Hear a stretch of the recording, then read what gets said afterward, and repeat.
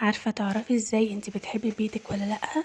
بانتهازك كل فرصة او كل مناسبة بسيطة كانت او حتى كبيرة علشان بس تعملي تنظيف وترتيب وتجديدات في بيتك. تنظيفة العيد، تنظيفة رمضان، تنظيفة دخول الصيف، تنظيفة استقبال الشتاء، تنظيفة المدارس، كلها مسميات بس انتي بتبقي منتهزة الفرصة بحيث ان انتي عايزة بيتك على طول نضيف ومرتب، فده دليل ان انتي بتحبي بيتك وعايزاه دايما في كل المناسبات، حتى في عيد الشرطة هتقومي تنضفي. مش كل الناس بتعمل كده ومش كل الناس بتشوف ان ده صح او حتى غلط، بس كل واحد ادرى بظروفه وصحته واسلوب حياته. انا هنا اول ما شفت اول شتوية قلت بس انا هقوم اعمل تنظيفات عميقة للبيت واطلع بقى المفارش الشتوية واجهز البيت لاستقبال الشتاء والاجواء اللي بحبها. وابدا ما تضغطيش نفسك، قسمي الشغل على يومين او 3 زي ما انا عملت. واهلا بيكوا في بيتي المتواضع، ويلا بينا وخدوا جرعة حماس وقوموا خلصوا اللي وراكوا. التنظيف الصح بيبدأ من فوق لتحت، من السقف للأرض، فبدأت بالنجف وهنا استعنت بجوزي علشان النجف بيبقى عالي وصعب عليا شوية. خلصنا كل النجف اللي في البيت مع بعض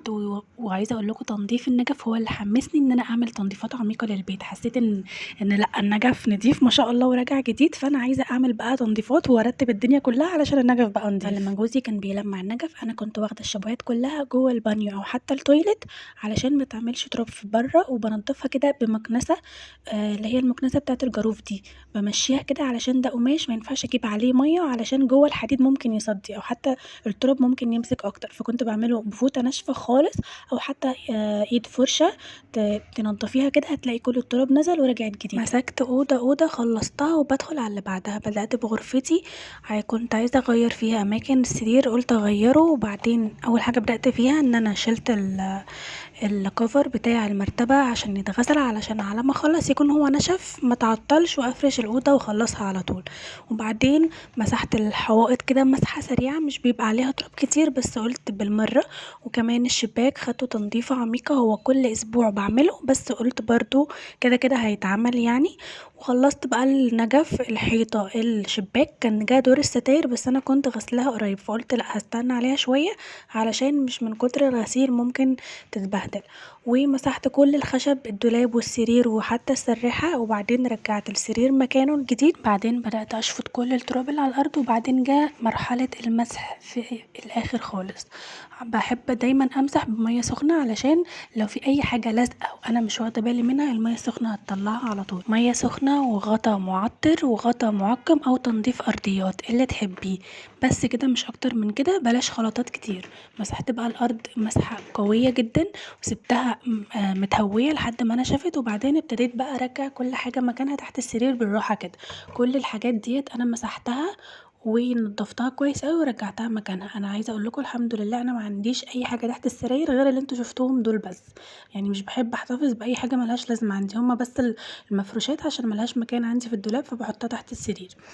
بعد بقى ما خلصت تحت السرير سبت المرتبة برضو تتهوى شوية، وبعدين بدأت امسح كل الارفف وكل الديكورات، رجعتها مكانها كده وغيرت اماكن شوية حاجات علشان برضو نحس بالتغيير. لو عايزة تجددي او تغيري مش شرط تشتري كل الحاجات جديدة مع بعض، ممكن كل فترة تشتري حاجة بسيطة، بس لو غيرتي اماكن الحاجات اللي عندك بجد هتحسي بتغيير جدا، بتفرق جدا في النفسية.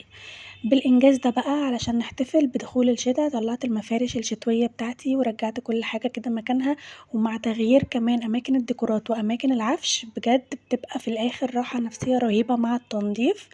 يعني بتحسوا ان انتوا في عالم تاني، بتحبوا بيتكم كده وبتبقى الأجواء كده انتي خلاص البيت نضيف كل حاجة مرتبة في تغييرات حصلت، بيبقى الموضوع بجد يعني راحة نفسية، بتحسي بعوض تعبك في الاخر. عايزه اقول لكم انا واحده يعني ملوله جدا، بحب التغيير جدا وبحب على طول اغير في اماكن الحاجه عندي في البيت وبحب اشتري ديكورات وحاجات جديده، بس مش بضغط نفسي. يعني دايما بيبقى عندي اولويات، لو في حاجه نفسي مثلا اشتريها وعندي اولويات تانية لحاجه تانية غيرها طبعا بروح للحاجه اللي ليها اولويه وبستنى على الحاجه التانية شويه وفي الاخر بعرف اجيبها الحمد لله. كل فتره كده بحوش حاجه، اجيب فوزه جديده، اجيب حاجة ديكور جديدة، اجيب مفارش جديدة، براويز، اغير في حاجة. فانتوا ما تضغطوش نفسكوا. انا عارفة دلوقتي السوشيال ميديا بجد بقت يعني ضغط على ناس كتير، بس بجد لا، يعني انتوا خدوا منها الحلو، خدوا منها افكار ان انتوا تغيروا وتجددوا بيها. بس كده رتبت السراحة الحمد لله، وعلى ما خلصت الأوضة كلها وفرشتها السجاد كان الكوفر خلاص نشف. فردته كده وحطيت بقى طقم نضيف كده وعطرت الأوضة واللهم لك الحمد. خلصت أول أوضة قفلتها وبعدين دخلت على الأوضة الصغيرة. الأوضة الصغيرة معنديش فيها شغل كتير، تحت السراير فاضي مفيش غير بس الإزاز، أنا بشيله طول الصيف بحطه تحت السرير علشان يبقى متداري وعلشان ما يتكسرش، علشان برضو اقدر افتح واقفل الستاير براحتي ما يعوقش الحركة يعني. فبعمل كده كل صيف، ادخله تحت السرير وعلى دخول الشتا اطلعه امسحه مسحه كده حلوه وارجعه تاني. خلصت بقى مسحت تحت السراير ومسحت الاوضه كلها بنفس الطريقه اللي عملت بيها غرفتي، ولمعت كل الاسطح، غيرت بس المفارش كده اللي على الدولاب بنتي الصغير ورجعت كل حاجه مكانها وظبطت لها شويه حاجات. وكان عندي وحده ارفف كده البيج ديت كنت حاطه جزء منها في المطبخ وجزء التاني كنت شايلاه تحت السرير لان مكنتش عايزه الخمس ادراج، انا كنت واخده درجين بس في المطبخ. طلعته بقى كله قلت هحطه في اوضه بنتي هجمع ليها فيها اللعب، كل درج فيه قسم كده من الالعاب مع بعض. انا كنت حاطه لها اللعب في الكومودينو بس كنت محتاجه الكومودينو احط فيه المفروشات بتاعه الاوضه الصغيره علشان انا كنت حطاها في الدولاب بتاعي، فدلوقتي عايزه مساحه يعني اكبر. فقلت بقى ايه اعمل الفكره دي، احط فيه الادراج ديت احط فيها اللعب، وافضي الكومودين واحط فيه المفروشات، تبقى حتى المفروشات في الاوضه ما مش كل ما اغير مرايه اروح هناك عند اوضتي وافتح الدولاب وكده يعني. بس وغسلت كمان الكفرات بالمرة بتاعة المراتب، قلت بالمرة هي برضو مش بتتغسل دايما، كل فترة لازم كده يعني كل فترة طويلة كمان بغسلها. غسلتها وعلى ما خلصت الغرفة كلها رجعتهم تاني. وهنا كنت بوريكم ان انا عملت جرد كمان للدولاب بتاعها وطبقت كل حاجة ورجعت كل حاجة مكانها، عملت تنظيفة من القلب من جوه لبره.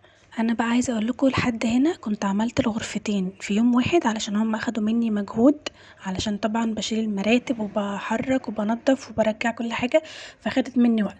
خلصتهم الاتنين في يوم واحد، ويوم تاني اليوم اللي بعديه عملت الصاله بقى طبعا كنت خلاص كنا ملمعين النجف كله في نفس اليوم اللي انا نضفت فيه الاوض. عملت ايه بقى، كان الكنب بتاعي محتاج غسيل كل فتره برضو طويله، بغسله كده بطريقه بسيطه علشان القماش ما يبصش مني وعلشان يعني ما يتجرحش. فبعمل ايه بقى، ميه سخنه جدا، بحط برضو غطا من اي مسحوق تنظيف اللي هو متعدد الاستخدامات ده، او غطا فريدة او اي معطر علشان بيدي ريحه حلوه في الاخر. وبجيب فوطه نضيفه تكون نضيفه خالص مش بتاعه مطبخ، طبعا الميه سخنه زي ما انتوا عارفين فانا لابسه جلافز علشان استحمل الحراره. بعصر بقى الفوطه كويس قوي وامشي بايدي جامد جدا على الكنب، وانا اكتر مكان بيبقى متبهدل عندي اللي هي مكان الايادي كده مكان ما بنسند، بمشي ايدي وبضغط كويس قوي قوي قوي الايادي والحرف الكنب من فوق، وكمان الكراسي نفس النظام. عايزه اقول لكم الحركه دي تمشي كده كذا مره كذا مره، الميه السخنه مع المنظف يا جماعه. ولو مش عايزين تحطوا منظف وعايزين نتيجه احسن بكتير، انا جربت قبل كده الفانيش خطير بجد، بس انا ما كانش عندي المره دي. شايفين بقى فرق اللون، بصوا كمية تراب رهيبة رهيبة. عايزة اقول لكم لو عملتوا الحركة دي مثلا كل كام شهر، مش شرط يعني الموضوع لو مش متبهدل قوي، كل شهرين مثلا الحركة دي هتحافظ لك على الكنب سواء ركنة او انتريه او حتى صالون، بجد خطيرة. خلصتها بقى الريحة كانت فظيعة، الريحة ماسكة في الكنب جميلة. هنا بقى كنت بشوف انا هغير ايه مكان ايه، هرجع في ايه فين، علشان برضو نعمل تغييرات كده. فقررت هبدأ بالمكان ده عشان الشباك ده على طول في الشتا انا بقفله وبقى مش بنفتحه، فنضفته كويس قوي قبل ما اركب الازاز علشان ارجعه اقفله وانضف مكانه. و في الشتا بحب احط ورا الشباك ده قصاده يعني الكراسي، علشان الكراسي تبقى عالية فهو كده كده مش هفتحه بس. وفي الصيف بحط الكنبة علشان الكنبة يبقى ظهرها قصير فبعرف افتح واقفل الشباك براحتي. نضفته كويس قوي ونضفت مكانه وغيرت بقى، رجعت هنا الكراسي ونقلت الكنب مكان الكراسي وهكذا. التغييرات البسيطة دي على فكرة بتفرق جدا في الشكل. انا بقى في الصالة بمسك جزء جزء، مش بفتح الصالة كلها مع بعض، لا بعمل حتة حتة. بعمل ممكن اوقات ببدأ بالجزء بتاع السفرة الاول، ابدأ بالجزء بتاع الانتريه على حسب. برضو قلت بالمرة هعمل الحيطة مسحة بسيطة كده، ومسحت البراويز، مسحت كل حاجة عالية، البلكونة، كل حاجة. بعد ما خلصت الجزء بتاع الانتريه دخلت على الجزء بتاع السفرة. بدأت طبعا بالبوفيه، مسحته كويس قوي من بره وبصيت كده من جوه لو في حاجة عايزة تترتب، في حاجة عايزة تتلمع على السريع كده. وغيرت المفارش، لمعت كل الديكورات، رجعتها مكانها. بعدين دخلت على السفرة نفسها، نفس الكلام، شلت المفارش، لمعت الديكورات، حطيتها على جنب. مسحت السفرة كويس قوي ولمعت الازاز، وكمان مسحت سريعا كراسي السفرة. وعايزه اقول لكم الخلطه اللي مسحت بيها الانتريه مسحت بيها كراسي السفرة برضو، طلعت بلاوي، خصوصا ان كراسي السفرة بتبقى في وش باب البلكونه على طول. هنا بقى نقلت الكرسيين اللي جنب النيش، حطيتهم جنب البوفيه علشان مكانهم كنت عايزه احط شجره كده. شوفوها بقى في الاخر النتيجه، انا مبسوطه قوي بالمفارش والشجره هنا مكانها، حسيته حلو قوي. قولولي برضو رأيكم كده حلو ولا لأ. كمان عملت تغييرات في الجزء بتاع الانتريه، غيرت شوية في مكتبة التلفزيون، شلت الأرفف اللي كانت جنبها وحطيت المراية ورجعت الأرفف في حتة تانية. برضو التغييرات ديت بتفرق جدا جدا في النفسية. زي ما كنت بقولكم برضو بالنسبة للحاجات اللي أنا بحب أجدد دايما في بيتي واشتري حاجات وكده، كان في حاجة أنا بقالي أكتر من سنة حرفيا عايزة أشتريها، وهي اللامبادير ده. ودايما كل ما اجمع تمنها بيبقى عندي حاجات اولويات تانية في البيت محتاجه ان انا احط فيها الفلوس دي. بس المره دي الحمد لله اخيرا جبته اونلاين. دورت كتير جدا عشان الاقي حاجه يعني تعجبني وفي نفس الوقت سعرها يكون كويس. فلو عجبتكم وعايزين تعرفوا السعر اكتبولي وهرد عليكم. وشوفولي الشياكه والنظافه والاناقه، انا بجد مبسوطه بيها جدا، غيرت لي مود البيت 180 درجه. ولو وصلتوا لحد هنا شكرا ليكم، ما تنسوش تتابعوني علشان هنعمل مع بعض تغييرات جباره في المطبخ.